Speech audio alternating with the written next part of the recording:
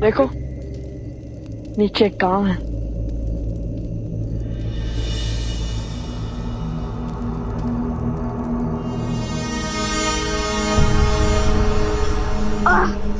भैया, किसी घोड़े ने जिद का आभास है यहाँ और बहुत घबरा रहा है।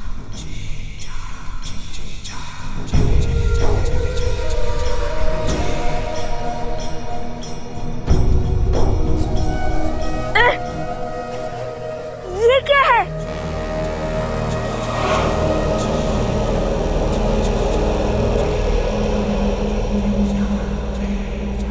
क्या अनर्थ हुआ है यहाँ पे?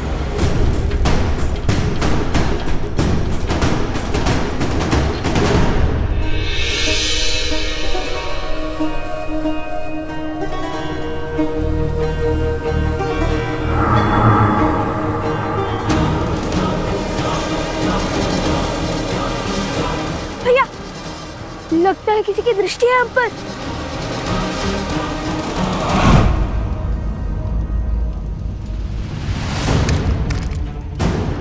भैया, ये तो दलदल है।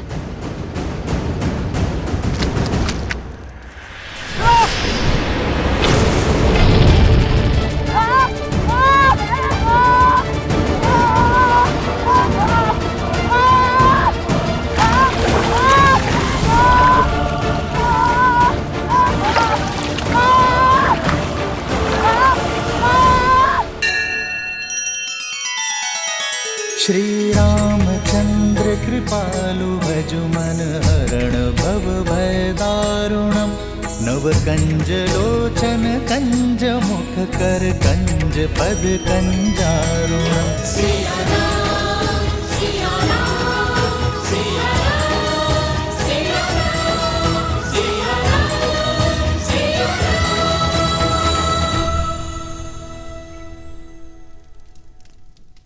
लक्ष्मण भैया, ये कैसी प्रतिज्ञा है? भला ऐसा भी क्या संकट आन पड़ा जो आपने अन्न जल घर परिवार सब कुछ त्याग दिया? ऐसी कौन सी आज्ञा की आस है आपको प्रभु श्री राम से? भैया, आपको हुआ क्या है? आप मुझे कुछ बताएंगे?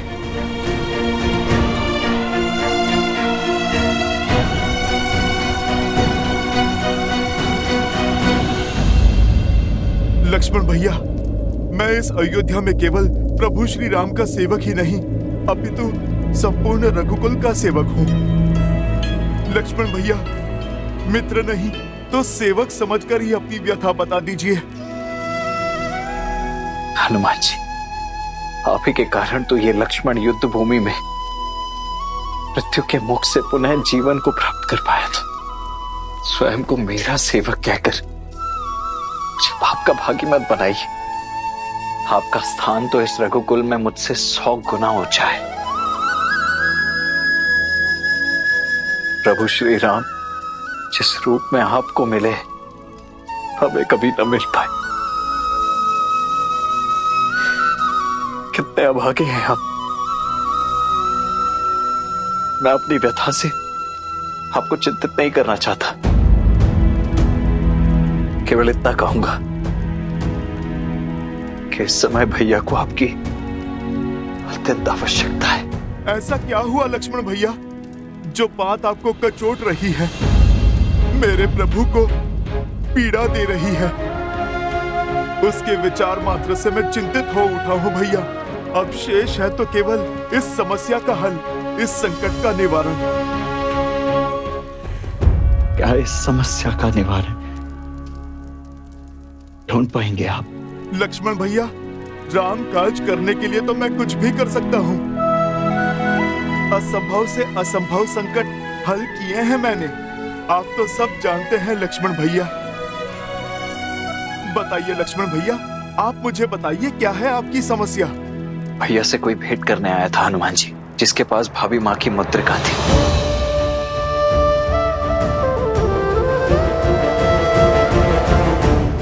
जब मैं उन्हें भैया के कक्ष में लेकर आया तो भैया ने मुझे आदेश दिया कि उनके वार्तालाप के मध्य कोई भी ना आ पाए।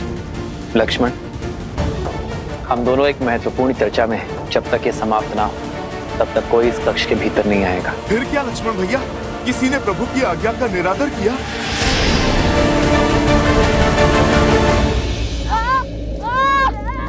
शांत, कुछ पूर्णतः शांत हो जाओ।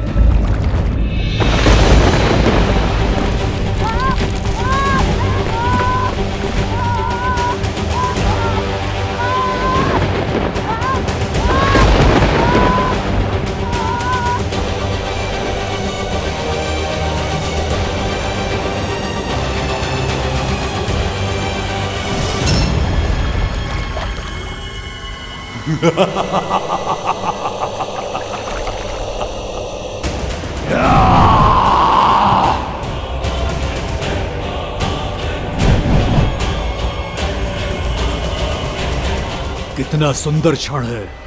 अयोध्या के कल लव कुश मेरे पाश में फंसी गए, वो भी इतनी सरलता से। अद्भुत। अच्छा तो तुम हमें पहचानते हो, तो फिर ये भी ज्ञात होगा कि हम तुम जैसे कई असुरों का काल बन चुके हैं। बीते कल की नहीं, इस क्षण की बात करो मूर्ख बालको। तुम्हें फंसाने में मुझे एक क्षण नहीं लगा। इतनी बड़ी बड़ी बातें करते हो, कदाचित तुम समझे नहीं कि तुम किस माया की चपेट में हो। इसलिए तुम्हारी आंखों में भय नहीं, विद्रोह है, युद्ध की ललक है।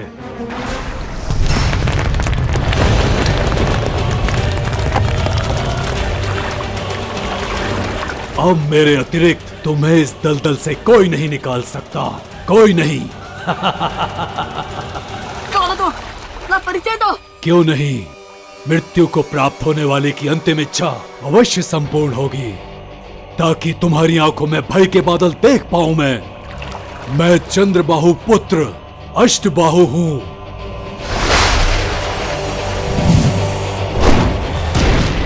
सहस्त्रमुख रावण का पौत्र अष्टबाहु।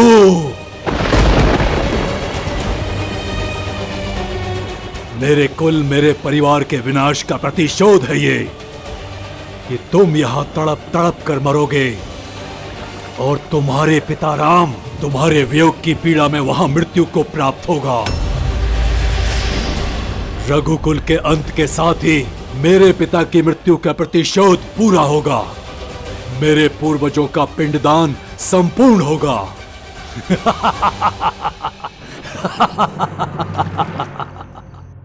क्या लक्ष्मण भैया, आपके प्रवेश करते ही वो कक्ष से लुप्त हो गए? लक्ष्मण भैया, आपने उन्हें पहचाना नहीं? पहले कभी देखा नहीं?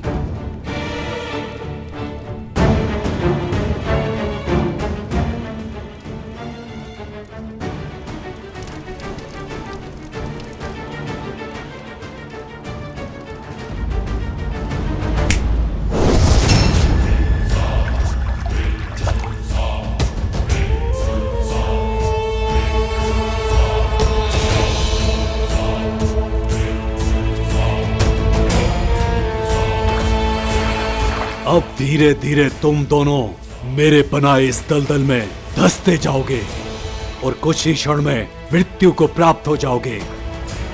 मैं तुम्हारे अंत का आनंद लूंगा। सोचा नहीं था कि कोई राक्षस इतना कायर निकलेगा। सनत की प्रजाति का अपमान किया तुमने। युद्ध से बचने के लिए दलदल का सहारा ले लिया। सत्योष, इस कार्य के लिए तो हमारे धनुष के टंकार ही बहुत है। अच्छा, तो तुम्हें लगता है तुम मुझे अष्टबाहु को युद्ध में हरा पाओगे? अवश्य, इसमें तो कोई संशय ही नहीं है। आवश्यकता से अधिक आत्मविश्वास मृत्यु का कारक होता है मूर्खों।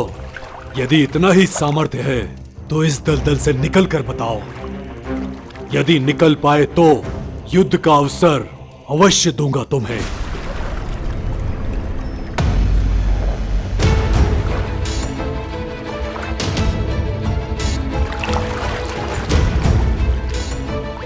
मूर्ख, कोई लाभ नहीं होगा इस वस्त्र का। यहां आसपास कोई वृक्ष नहीं है जिस पर लटक सको।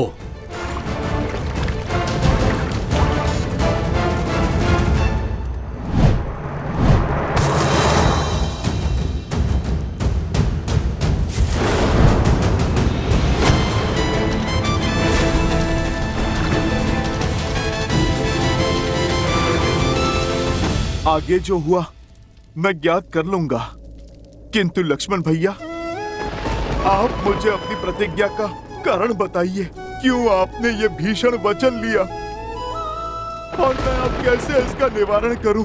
अयोध्यापति का आदेश था कि जो भी उस वार्तालाप के मध्य में आएगा वो मृत्यु को प्राप्त होगा।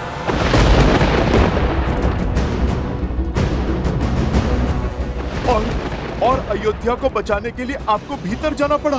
बात भाई पर आई तो भैया अपने आदेश से ही पीछे हटने लगे। हनुमान जी, इस समस्या का केवल एक ही निवारण है, मनाइए उन्हें। आपको उन्हें कहना होगा कि वो मुझे मृत्यु का ये दंड भोगने की आज्ञा दे दे।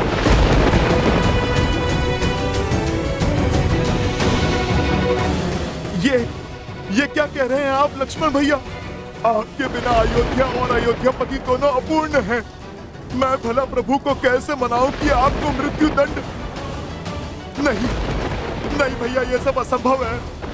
मैं मानता हूं कि ये कठिन है, किंतु यही तो उचित भी है ना हनुमान जी। चाहिए हनुमान जी, अन्यथा मैं सब कुछ त्याग कर भैया की आज्ञा की प्रतीक्षा करता ही रहूंगा। लक्ष्मण भैया, ये आपने मुझे किस धर्म संकट में डाला है? मैं भला कैसे? मुझे प्रभु से मिलना होगा। चाहिए हनुमान जी,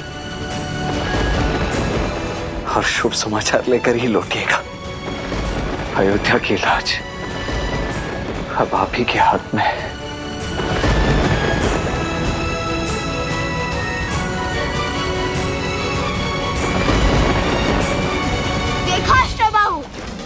सियाराम के पुत्र लवकुश है असंभव को संभव कर देते हैं।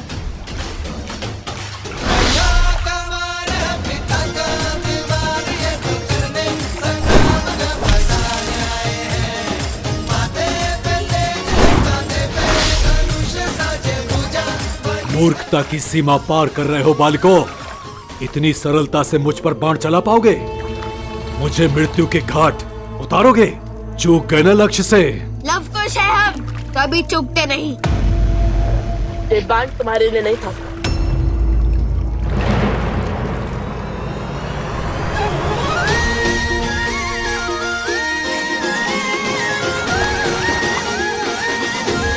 कृष्ण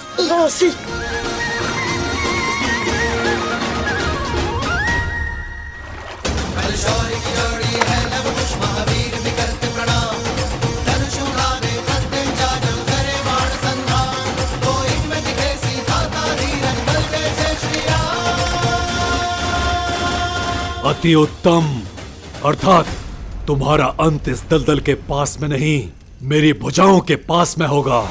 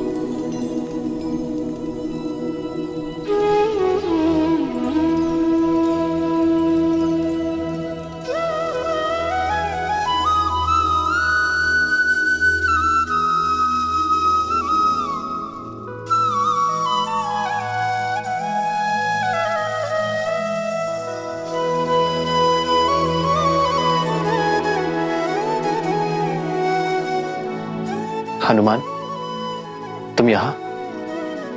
तुम्हें तो लवकुश के साथ होना था। प्रभु, होना तो वही था, पर मैंने आपसे कहा था ना, यदि आपको मेरी आवश्यकता होगी तो मैं स्वयं पहुंच जाऊंगा। रुक क्यों गए हनुमान? आओ।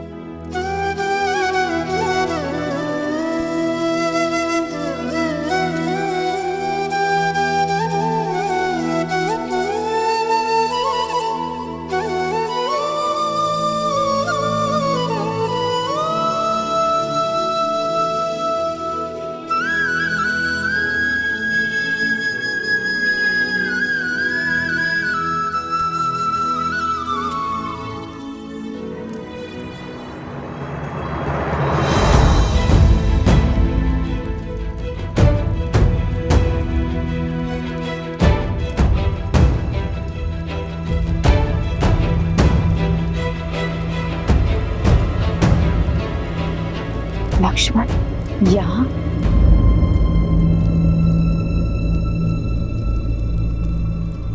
लक्ष्मण,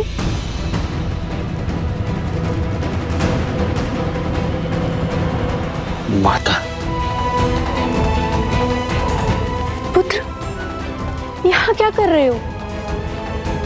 यूं मुकुट हटा के शून्य भाव से कोई समस्या है? लक्ष्मण, बोलो ना पुत्र, क्या हुआ?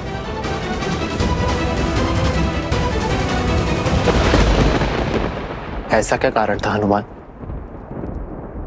कि लौट आए? प्रभु, आपका काज बीच में छोड़कर मैं आना तो नहीं चाहता था, किंतु मुझे कुश के स्वप्न ने विचलित कर दिया प्रभु।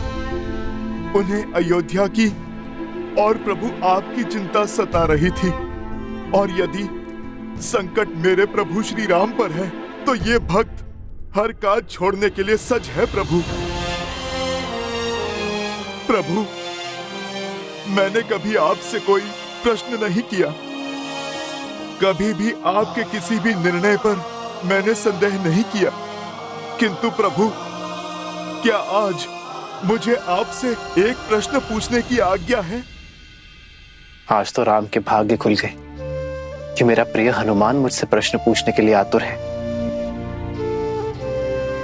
अवश्य पूछो हनुमान। मेरे प्रभु, जिनके हर कर्म के पीछे उद्देश्य है, वो बिना कारण इतना घोर निर्णय कदापि नहीं कर सकते। केवल कक्ष में पग रखने के लिए किसी को मृत्यु दंड तो नहीं दे सकते।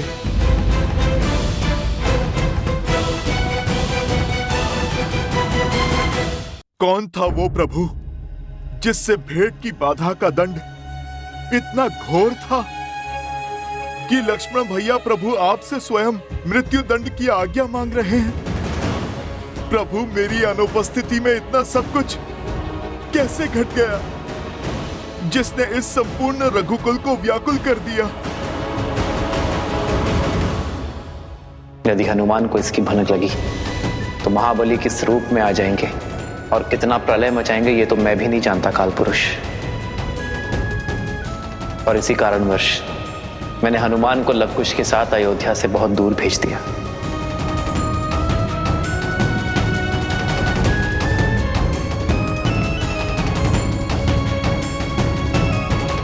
यदि मैं इस प्रश्न का उत्तर ना दे सकूं तो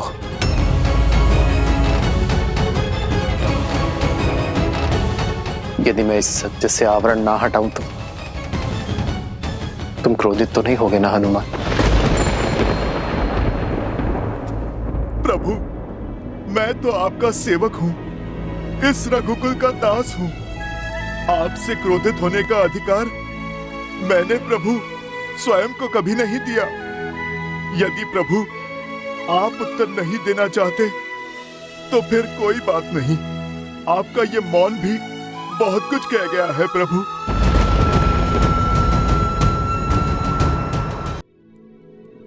बड़े मीठे शब्द चुनते हो हनुमान। समस्या का निवारण केवल बल से ही नहीं, बुद्धि से भी करने में सक्षम हो तुम। आशा करता हूं कि वचन की उन बेड़ियों से भी परिचित हो जिनसे ऊपर मैं भी नहीं हूं। मैं समझता हूं प्रभु, सब समझता हूं प्रभु। मैं बस आपसे ये कहना चाहता हूं कि जो घट चुका है उसे मैं बदल तो नहीं सकता। नहीं, मैं आपको ये कह सकता हूं कि लक्ष्मण भैया जो आज्ञा मांग रहे हैं वो उन्हें दे दीजिए, क्योंकि यदि मैं भी आपके स्थान पर होता तो अपने अनुज को मृत्यु के मुख में कभी नहीं डाल पाता। किंतु प्रभु, मेरे यहाँ ना रहने पर जिस नियति ने अपना चक्र इतने घोर रूप से चलाया है कि आज बात मेरे लक्ष्मण भैया के जीवन पर आ गई।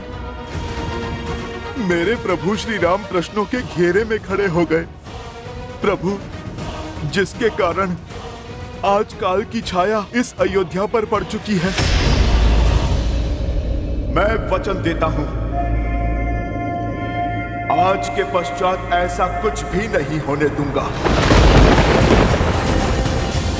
जिसके कारण मेरे रघुकुल पर, मेरे परिवार पर और मेरे प्रभु श्री राम पर कोई संकट आए।